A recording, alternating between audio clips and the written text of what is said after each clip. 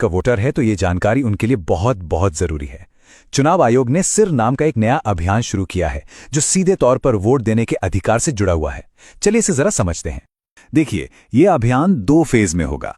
पहला फेज 4 नवंबर 2025 से शुरू होगा, जिसमें बूथ लेवल ऑफिसर्स यानी बीएलओज घर घर आकर वोटर्स की जानकारी को वेरीफाई करेंगे।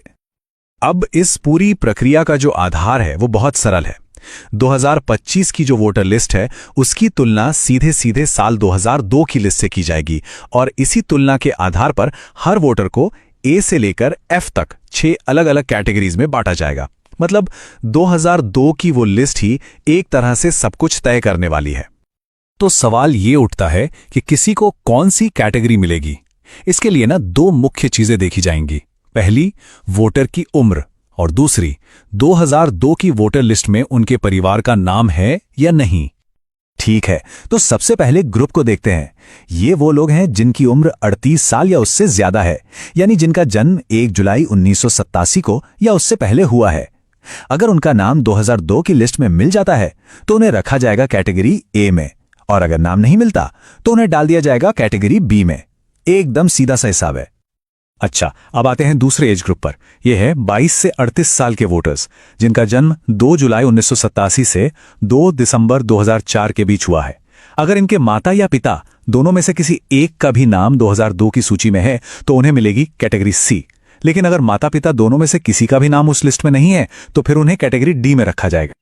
और आखिर में बात करते हैं सबसे यंग वोटर्स की, यानी 18 से 21 साल के वोटर्स की। यहां पर नियम थोड़े और सख्त हैं। इन्हें कैटेगरी ई में आने के लिए माता और पिता दोनों का नाम 2002 की लिस्ट में होना जरूरी है। अगर एक का भी नाम नहीं मिला तो उन्हें सीधे कैटेगरी एफ में डाल दिया जाएगा। तो ये जो A B C D categories हैं, इनका आखिर मतलब क्या है? इसका जवाब मिलता है हमें दूसरे फेज में। आपकी कैटेगरी ही ये तय करेगी कि आपको अपना वोट देने का अधिकार बनाए रखने के लिए कौन से और कितने डॉक्यूमेंट्स जमा करने पड़ेंगे, और कुछ मामलों में अपना वोट देने का अधिकार बचाने के लिए इतने डॉक्यूमेंट्स तक देने पड़ सकते हैं। चलिए इस टेबल को जरा ध्यान से समझते हैं। अगर कोई कैटेगरी ए में है तो बहुत बढ़िया, उन्हें कोई प्रूफ नहीं देना होगा। बी, सी और ई कैटेगरी के लोगों को सिर्फ अपना एक प्रूफ देना होगा। लेकिन कैटेगरी डी वालों को अपना और अपने माता या पिता में से किसी एक का यानी कुल 2 प्रूफ देने होंगे। और सबसे ज्यादा कैटेगरी एफ वालों को अपना और अपने माता पिता दोनों का मतलब कुल 3 प्रूफ पेश करने होंगे। और सबसे जरूरी बात, अगर ये प्रूफ नहीं दिए जा सके तो मतदाता सूची से नाम हटने का पूरा खतरा है। तो अब सबसे बड़ा सवाल, आखिर किया क्या जाए? घबराने की जरूरत बिल्कुल नहीं है। कुछ बहुत आसान कदम हैं जो अभी से उठाए जा सकते हैं ताकि आगे चलकर कोई भी परेशानी ना हो। तो सवाल यह है कि पहले फेज की तैयारी के लिए हम अभी से राइट नाउ क्या कर सकते हैं? देखिए, हमारा लक्ष्य होना चाहिए कि हम सबसे आसान कैटेगरीज ए, सी और ई में आ जाएं।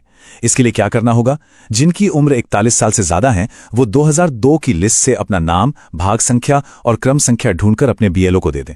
जो 21 से 38 साल के हैं वो अपने माता या पिता में से किसी एक की 2002 की लिस्ट की जानकारी अपने बीएलओ को दे दें। और जो 18 से 21 साल की युवा वोटर हैं वो अपने माता और पिता दोनों की 2002 की जानकारी निकालकर अपने बीएलओ को दे दें। एक बात याद रखिए, अभी से ये थोड़ी सी मेहनत करने का फायदा बहुत बड़ा है।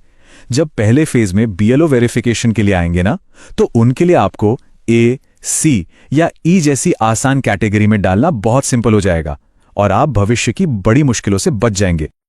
आखिर में ये सारी मेहनत सिर्फ किसी दस्तावेज के लिए नहीं है। जैसा कि इस गाइड में कहा गया है, ये इसलिए है ताकि हमारा वोट देने का अधिकार बरकरार रहे और हम लोकतंत्र को बचा सकें। तो जागरूक रहिए, अपनी जानकारी तैयार रखिए और इस जरूरी संदेश को दूसरों तक भी जरूर पहुंचाइए।